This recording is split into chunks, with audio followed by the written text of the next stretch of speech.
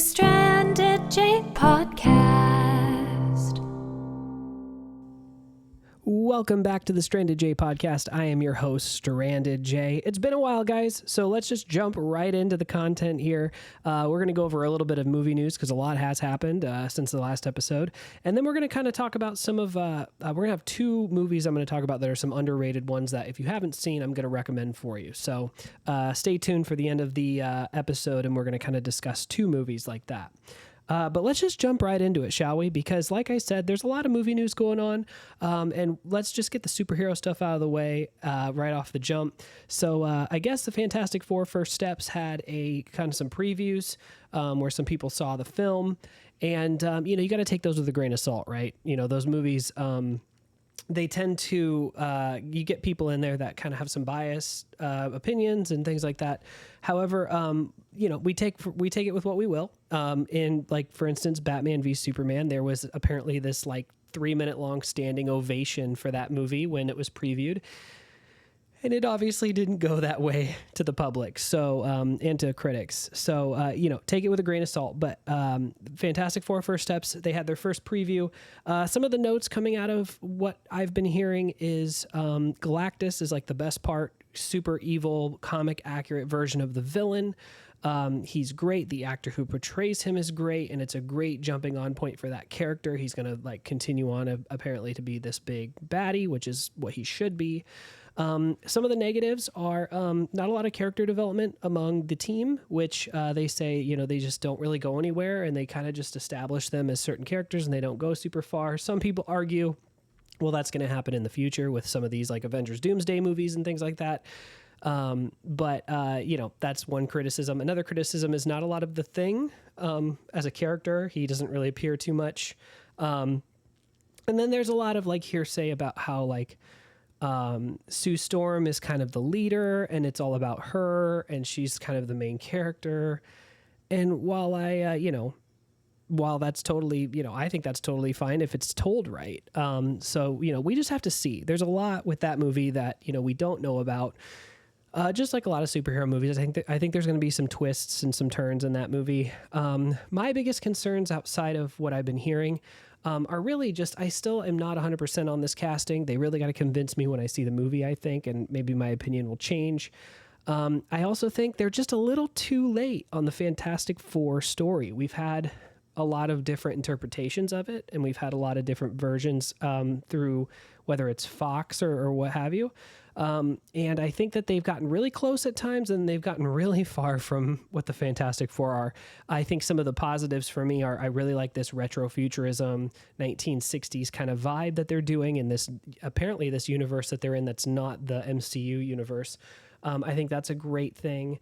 I think that the Thing, this is the best looking The Thing that we've seen in the movies. Even though he's CG, I think that they've given him that comic accuracy with the really big brow and all that.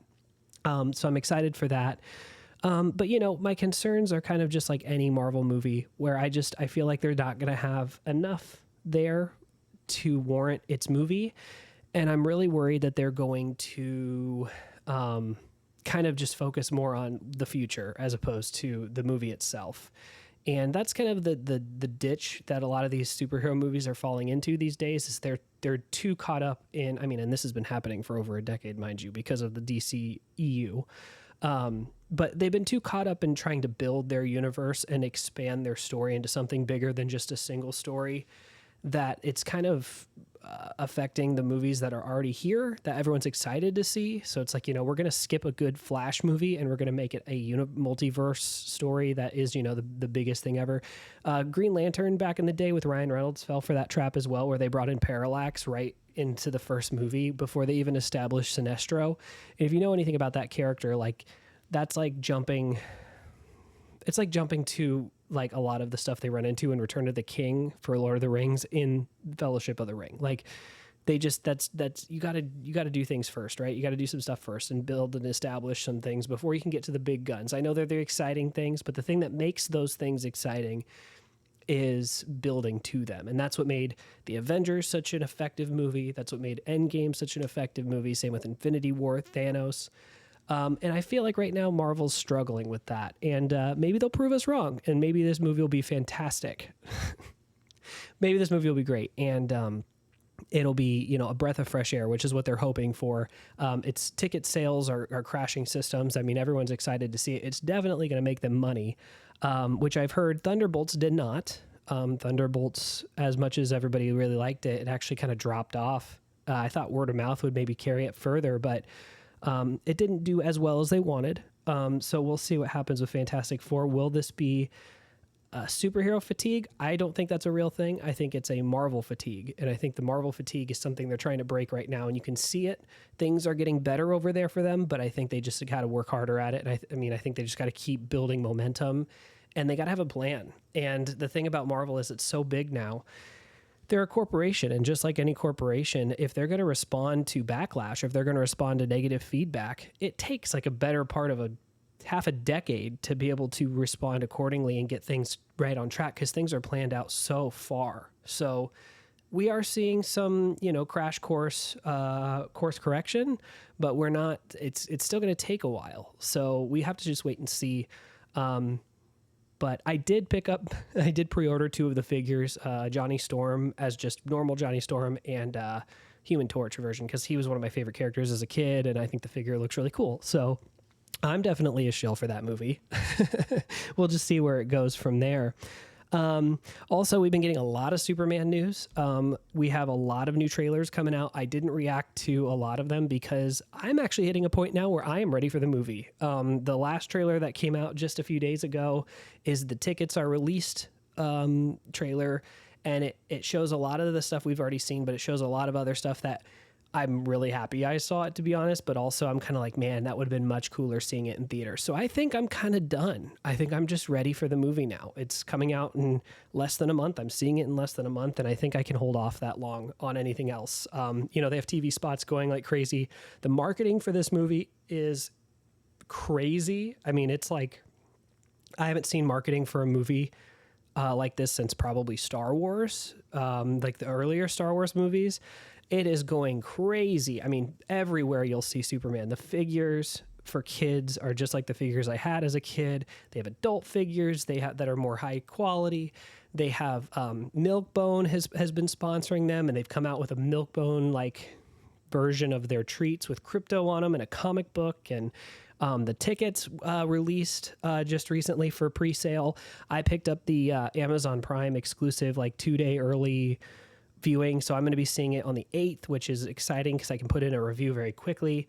I'm excited for that. But even that, like, you can get these bundles where you can get a Superman hat along with an Amazon Echo Dot thing. You can also get one that has not just a ticket, but an exclusive comic book.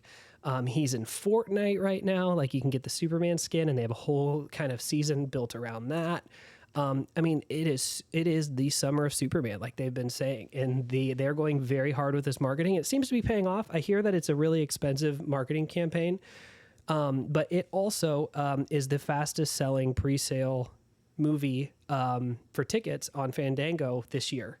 And that's a big deal. It's a big deal for DC especially, and I hope they're excited for it. I do think that this movie is going to do very well from what everyone's kind of saying and talking about. I think the reviews are going to be pretty good. So we'll just have to wait and see on that. But everything seems to be going well for them right now. Let's see if they can keep that momentum and keep a lot of that excitement. Shifting gears outside of superhero movies, and we just had a huge announcement that came out I think yesterday.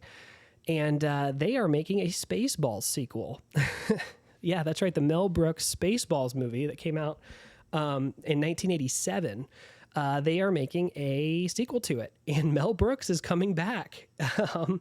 98-year-old Mel Brooks, I think, at the time when this comes out. They also announced that we will be seeing Rick Moranis back, which he's been out of the spotlight for a very long time, almost 2 decades at this point, especially in like on screen. If anyone doesn't know Rick Moranis, who everyone knows from everything, SCTV is where he started, but he went on to do Little Shop of Horrors. He was in Honey We Shrunk series, like Honey We Shrunk the Kids, Honey We Blew Up the Kid, Honey We Shrunk Ourselves. Those are classics from when I was a kid. He was in, I mean, just a ton of stuff. He did voiceover work later on in Disney movies like Brother Bear. One of the best actors of all time. I mean, he's just the most like down to earth, cool guy. One of my favorites from when I was a kid, Little Giants. That's a great one if you haven't seen it. I actually should have put that on the list later on for movies that I recommend. That's a great one. Look up Little Giants if you haven't seen it. He's coming back, and he retired basically from film because right at the height of his career, his wife got cancer and he had kids, and he basically said, I need to step away. His wife unfortunately passed away, and he left the spotlight to raise his kids and make sure that they had a good life after that tragedy. And after they got older, he kind of just thought to himself, I think I kind of don't miss it. And so he hasn't really been in the spotlight too much. He was in a Mint Mobile ad with Ryan Reynolds recently, and that's like the most recent like thing that we've seen him in. He's made some appearances here and there, just like, in pictures and stuff, but you haven't seen him too much. So that's very exciting to see him come back. So to have him and Mel Brooks, who, geez, I mean, good for Mel for sticking in there and keeping busy. We'll see how that goes. The Spaceballs, if you haven't seen it, is obviously a parody of Star Wars. And it's pretty funny. It's great. It had John Candy, Bill Pullman, I think. It was really funny. But, when it comes to Mel Brooks films, he has so many classics. That one is one of, I've watched it many times, but like Blazing Saddles, Young Frankenstein, The Producers, like he has some hits. And so this one I feel like isn't, his biggest hit ever, but it is definitely like I see why they're going with this one for a sequel, especially so late on, because it's kind of a parody on merchandising and the big Hollywood machine and, trying to get as much money from people as possible. And so it's kind of a timely one that they can bring back and really put a lot of funny jokes into. So yeah, we'll have to just wait and see what happens with that. I think it'll be great. And so, we'll just have to wait and see. But this is a new announcement, and I don't know. I don't know how it'll go, but I'll definitely be there watching it. Next up, we have another movie that released that they were really kind of pushing, especially the last beat that it was getting ready to come out, and that's the How to Train Your Dragon live action remake movie. How to Train Your Dragon, personally, is my favorite animated movie of all time. It is a 100% perfect movie for me. I think all three are amazing. I think 1 and 2 especially are amazing. 3 wraps it up very, very well. I think it's probably the weakest overall, but like they're all great. And those are like animation wise, that is where I realized as much as I miss 2D hand-drawn animation, the CG stuff has its merit. And I know that you can get that from Pixar, right? I mean, like most of my favorite animated movies are Pixar movies. I love Ratatouille. I love WALL-E. I love Toy Story. Grew up with all those. But when I saw How to Train Your Dragon, it just like kind of changed everything for me. I think between music, and it wasn't just having good animation and good CG, like computer animated animation. It was the way they lit the animation. It's the way that they shot it. They actually shot it like a real movie, and the voice acting was superb. And it was like I said, the score is fantastic. And they decided to go the Disney route and say we're gonna remake this as a live action movie and have a CG dragon, but then real people and all that. I haven't seen it personally. I don't really plan to. I'm nothing against the people involved or anything, but I just think that this is just like the Disney stuff where it's just kind of shoving it in people's face to make more money. It just feels so obvious that they just want more money for it. And they even asked the creator of How to Train Your Dragon, the movies, the director of those movies, kind of what his thoughts were. And he said, obviously we did it, but like, I didn't really see the point, but it's another paycheck. And like, that's obviously what this is, right? That's exactly what people want out of it. Especially the production company. And so just like I said, just like the Disney movies, I have no interest in seeing it redone, no matter how good it is, redone just because it can be live action if it's already been made so perfectly in animation. It's just not my thing. And I also hear it's a really disappointing post-credit scene because they try to do the Marvel thing, and then people wait all this time for the post-credit scene. It's this really quick, kind of mild tease. So, I haven't actually looked at like the box office. I don't know like how it's doing. I haven't looked into that, but I wouldn't be surprised if it's kind of lukewarm. So we'll see where that goes. I don't know if they're looking to do the other sequels or anything like that. I haven't looked into that either. I think that's kind of the plan. I think it depends obviously on the box office, but I've seen like new toys in the toy section for this movie.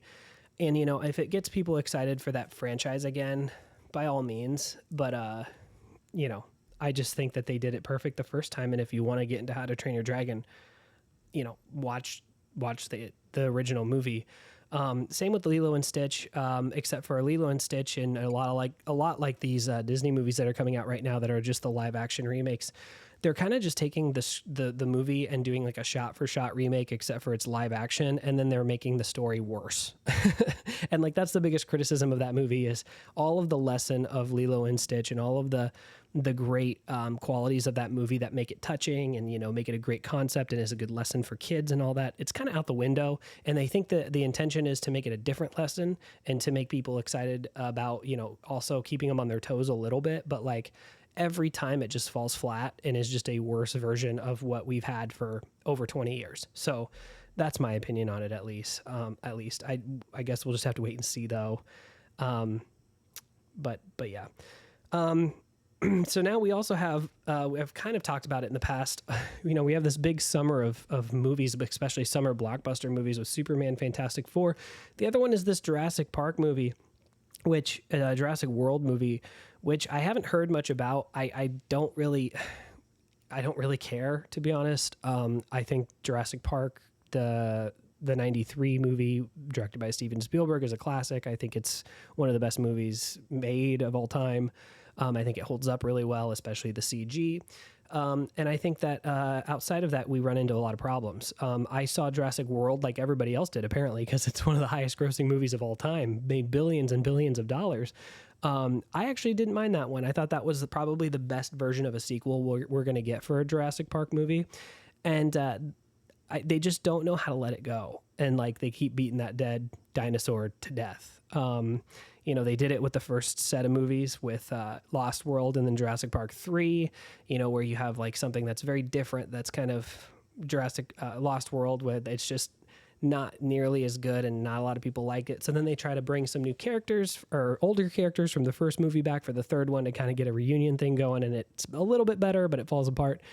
And then you get Jurassic World where they start over again, but they could do a lot of callbacks and it's pretty good. Then the sequel is horrible because they try something completely different. And then they try to make up for it by bringing in these nostalgic characters and crossing them over. And that one doesn't work. So I don't know why we keep going into this vicious Jurassic World cycle. And I don't know why it keeps happening, but I guess this is where we're at with it, right? Like there's just nothing. We just got to keep sitting here and watching these Jurassic Park movies until I guess they get good again. I don't know. But speaking of Pixar, going back to animation and going back to CG animation, we have found out that they're doing an Incredibles 3. They've also announced now that Brad Bird will not be directing the third film. The longtime veteran of Pixar made a splash with The Incredibles in 2004 and returned to direct the sequel in 2018, leading to the confirmation that he was developing a third entry to close out the trilogy. They announced The Incredibles 3 in 2024, and it included acknowledging Bird's involvement, which was not specifically detailed, but led to the belief that he would be back to direct.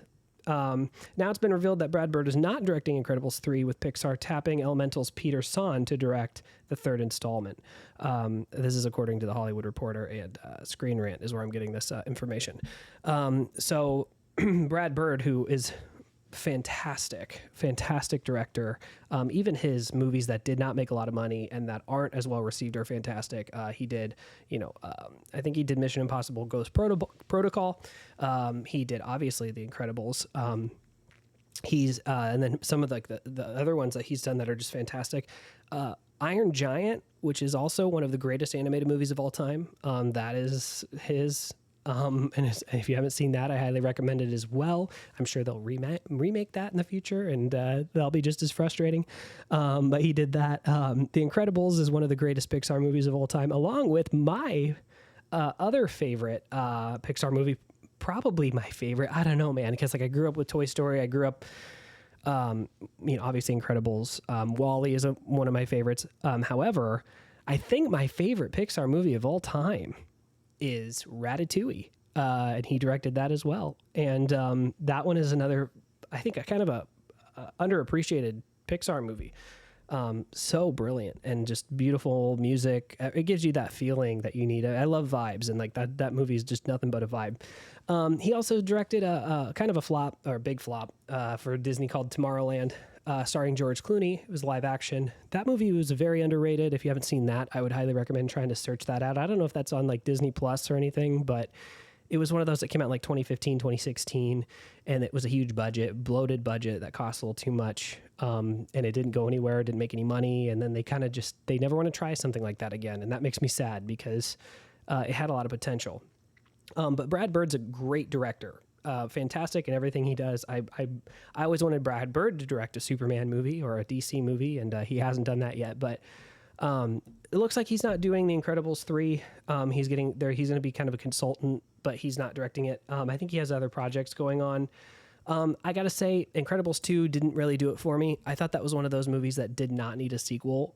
I loved opening it up to interpretation on what happens next with that family and with the story.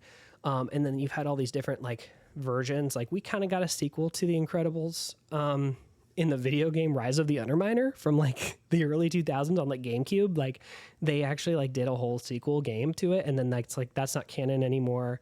And then like when they said they were making The Incredibles 2, you kind of thought, ooh, it's gonna be about the Underminer, and then it's like a 2-second thing in that movie.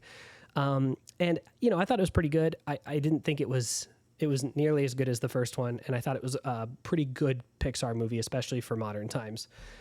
It's no Coco, though, right? It's just not. And so now they're doing a third one. Apparently, they have a really good vision for a third movie to kind of, like they said, wrap it up and tell a good conclusion of a story. Usually, those go a little bit better, unless you're Toy Story, where you had a perfect conclusion and then you make another conclusion. And I have my own opinions on that as well. But, that's for another time. We'll see what happens with this. I'll obviously watch it because I love Pixar and I love, I love, Brad Bird, and I love the Incredibles universe and all that. So we'll see what happens. Up next, we have a kind of a crossover between film and video games, which is Hideo Kojima names his 4 favorite movies. And if you don't know who Hideo Kojima is, shame on you. Hideo Kojima is a video game director. He was originally through Konami, and he had this very public and notorious falling out with them where they fired him, and he started his own production company, Kojima Productions. And ever since, he's been making his own games. But he is the creator of the Metal Gear Solid series, one of the greatest video game series of all time. He's probably the most creative video game director out there. You can tell he's very influenced by movies, not just video games. And in another world, he wanted to probably start as a director, and then he kind of ended up in video games, and he's just found a way to bridge those two things because his games are very cinematic. One of the most underrated and probably one of my favorite games in the last decade or two is Death Stranding. That's his first IP he did through Kojima Productions. He worked really hard on, starring Norman Reedus. That's like it defined a new genre for video games where you are basically in a post-apocalyptic world, a courier of packages. And it sounds so boring, but it's one of my favorite games of all time. A sequel for that is coming out, and I think this month, and I'm very excited for it. I have it pre-ordered, and I can't wait to play it. But Kojima's been working on a lot of different things, and he named his 4 favorite films. And he loves movies. He says he tries to watch a movie once a day, and you can tell he's very inspired by many different movies. So we have 2001: A Space Odyssey, Taxi Driver, Mad Max 2, and Akira Kurosawa's High and Low. Those are his favorite movies. I haven't seen High and Low, But I have seen Yojimbo and I have seen Seven Samurai, and those are fantastic movies if you haven't seen them. And we're going to get probably into a separate episode about those movies. 2001: A Space Odyssey, obviously, Stanley Kubrick, fantastic.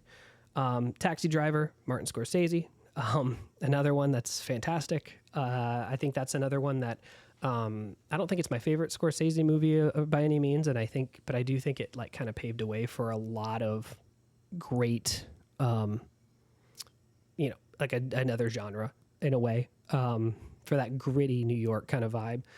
People take a lot. The Joker, Academy Award winning movie, took after that movie by like basically just took it and rewrote it for Joker. There's a reason they did that, and it's great. And then The Road Warrior, Mad Max 2. I actually haven't seen Mad Max 2. That's one of those that like is a classic that everyone has talked about, and it's a big franchise. I've seen Fury Road. I haven't even seen Furiosa, but I loved Fury Road, and I like George Miller. I think George Miller is a great underrated director. We'll get into that another time too, about when he was originally going to be directing a Justice League film. But the reason that George Miller is a big crossover for this is because he's actually in Death Stranding 2. He's a character in that game. And Kojima likes to do that too. He likes to take favorite directors and things that inspire him and bring him into his games. He did that with Guillermo del Toro in the first movie. Yeah, see, I keep wanting to call it a movie because it pretty much is, but Death Stranding, the first one, he brought in Guillermo del Toro and as a character called, is he Dead Man? I think he's Dead Man. It's great. So that's fun. That's a fun thing to hear about. I love Hideo Kojima. I think he's so weird in all the right ways, and I think he's a creative genius. So, yeah. That's going to do it for the news this week. Let me know your thoughts on some of these down below in the comments or wherever you can. Reach out to us on Facebook or on Messenger and kind of let us know how you feel. Like, what are your opinions on The Incredibles 3? What are your opinions on Death Stranding 2? All of those things. I'd love to hear your opinions. But to wrap this up, I wanted to talk about two separate movies that I think are very underrated. I think in this day and age, a lot of people haven't heard of them, even though at the time they were pretty big. They were not huge money makers, but they're cult classics, and a lot of people have heard of them. So I don't want to sit here and be like, I found these underground movies that no one's heard of, and I recommend them because I'm the only one that's ever seen them. That's not really true, but they are very, very underrated. They're cult classics. They were not given a ton of love, after they came out until much later, and especially, like I said, in the year 2025, these movies have been buried under a lot of different things. So I wanted to just kind of give them a shout out in case you're looking for a movie night coming up here soon and you're trying to find something that you may want to, be recommended. So first off, we're going to start with a movie from 1984 called The Last Starfighter. I saw this movie when I was a kid. I was obviously not born in 1984. I am about a decade older than this movie, younger than this movie. But I definitely watched it, and I watched it with my parents all the time.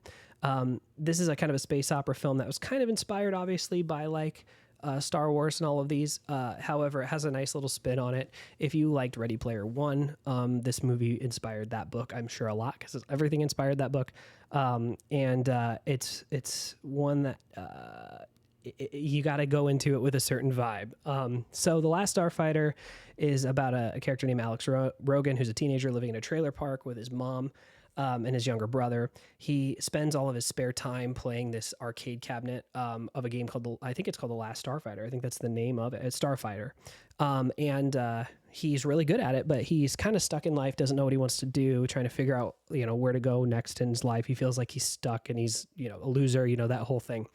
And he beats the record on this arcade cabinet. And the creative side of this movie is so fun. After he beats the record, he basically gets in contact with with the Starfighter inventor who is from space, and they have their own. It's actually essentially what they reveal is that this arcade cabinet was really a training module for someone to become the newest starfighter in this Legion, and they're fighting in a war that they talk about. And so he knows all the lore, he knows how everything works. So when they come to get him, he already knows how to actually pilot a starfighter. So the rest of the movie is a lot of fun because it's a lot about it's just like him, kind of the fish out of water, like a Luke Skywalker, with these crazy creatures that he works with crazy cool makeup, fighting this battle and becoming a starfighter. And it ends with him, obviously winning, and they win, and he goes back and is like, I'm going to do this for a living. And he finds his place in life. Pretty simple concept with some fun little twists to it. It's really hard to watch for a lot of people who can't get into older movies because it was early CG. So the CG is very rough. It's very much like a Tron in that way. But if you can get you can get around that and get into the story, this has one of the greatest scores I've ever heard in my life. Literally top 5 favorite scores for a movie ever. So if you haven't heard that, look up the Last Starfighter score because it's fantastic. And there's also just a lot of fun. It's not really overly kid-like. There's a lot of moments that are kind of scary, like Robert Preston from Music Man is a character in this, and he's kind of the one that comes and recruits Alex, and he is very normal, looks like Robert Preston when he gets him, and then you find out like he uses this thing on his face and looks back, and he's really an alien in disguise. It scared the crap out of me when I was a kid, but that's a great moment. And then there's also a weird side plot where while Alex is up in space fighting, they bring in this guy that's like a clone that can like clone. He's not really a clone, but he's an alien that can like shapeshift into a person and basically like take over as him while he's gone. So no one wonders where he is. So the whole subplot is like this alien played by the same actor going around trying to act like the real Alex to his family and friends. And it's funny because he's with his brother and stuff. But it's also like super freaky as well because like there's just these moments. It's one of those 1980s movies where it's very kid-like and kind of whimsical.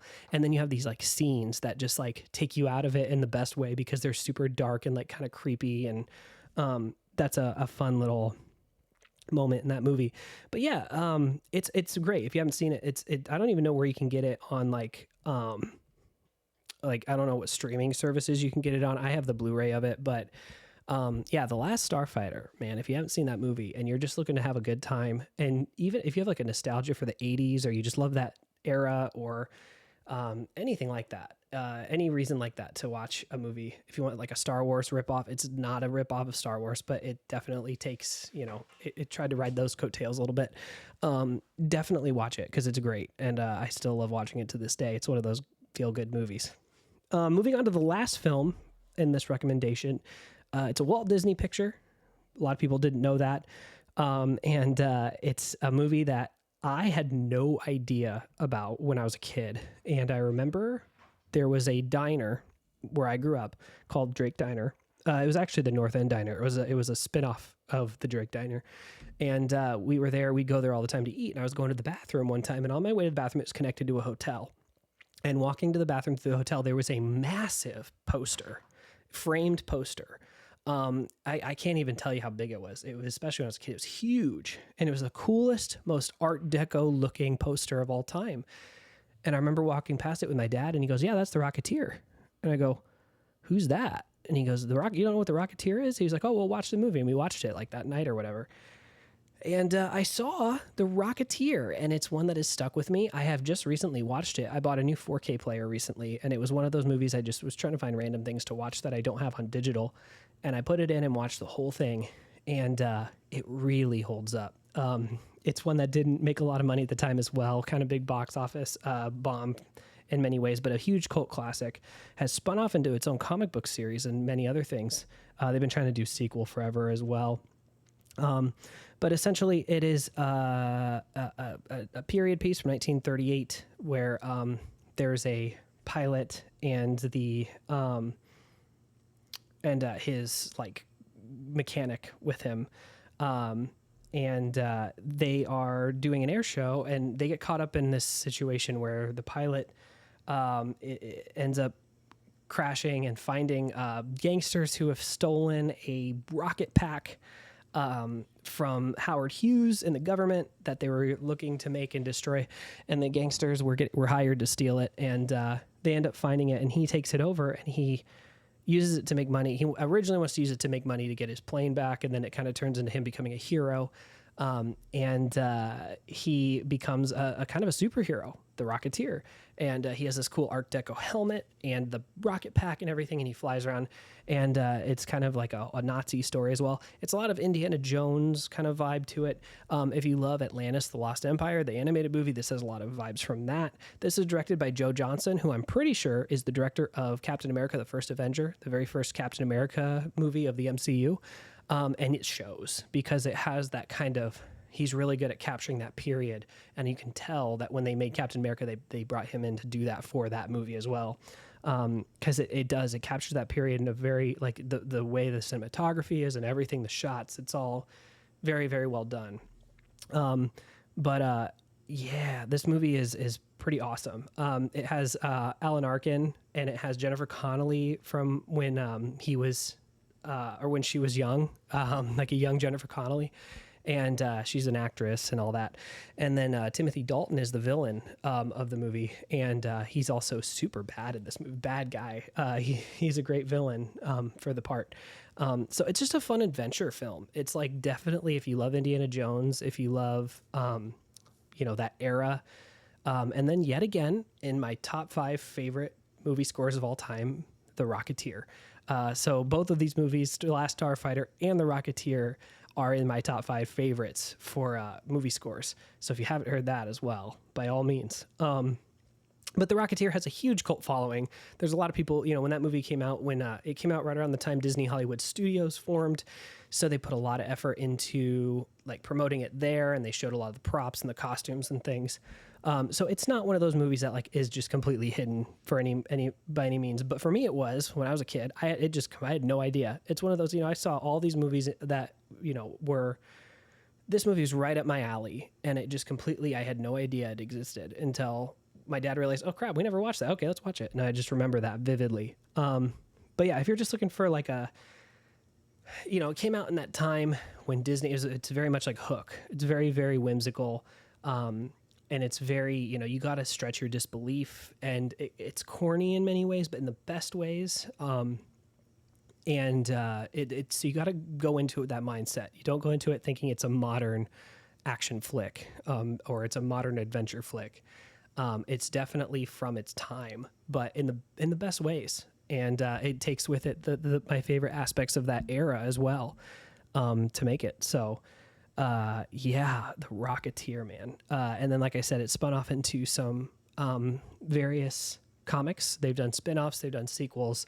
They've done a version where the Rocketeer is a Tuskegee Airman from World War II, which is really fun. A lot of different adaptations. They did a video game back then too. So yeah, The Last Starfighter and The Rocketeer, two movies that are from an era. The Rocketeer came out in 91, mind you, but like they're both those kind of same vibe of movies. One's sci-fi, one's more adventure, one's a period piece, one's not. And I think that The Rocketeer, has a lot less like effects in that way, but they're both in that vibe of like you got your central character who's just doing the hero's journey and following this arc that is just fun to watch. And it's fun to just go on a little adventure. It's a good escape. They're both escapism movies in the best way as well. Rocketeer especially, it has another one that like has some scary moments in it. You can tell they took a lot from that Dick Tracy movie from that same kind of era, where they have a kind of a Frankenstein looking character that's a mobster that they put a bunch of makeup on, and he's super scary. And it's from that era where, even though it's technically a kid's movie, or it's a more whimsical kind of adventure movie, lighthearted, if you will, there are moments that are really dark. Kind of like Indiana Jones, where it's just like, man, I can't believe they put that in a movie like this. There's moments that scarred me as a kid in the best way. I keep saying in the best way, but there's just a lot of moments like that. So keep that in mind too. Like, I kind of wanted to say you can watch them with your kids. Both of them, I saw when I was a kid, when I was a lot younger, and they did have those moments, but like I said, they affected me in a good way. So it's up to you as a parent. If, you feel like it's good for them. Like I wouldn't mind showing my kid those movies, but I know that like, if you compare it to kids movies now, it's probably a little heavier in many ways. But yeah, both great movies, great summer movies too. Like if you're just looking like on a summer night to watch a movie that you haven't seen or you haven't seen in a while, I recommend both of those. So yeah, but that's going to do it for the podcast this week. I thank you so much for listening. I hope you enjoyed it. I hope it was kind of a quick, fun rundown of some interesting news things that I saw and 2 recommendations for movies for you. If you have any other comments or anything you want to talk about, whether it's the movies I recommended or some of the news articles we talked about, or if you just want to kind of leave a comment with your opinion on something, just let me know, and I'd love to talk to you. Otherwise, guys, thank you so much, and I'll see you in the next video.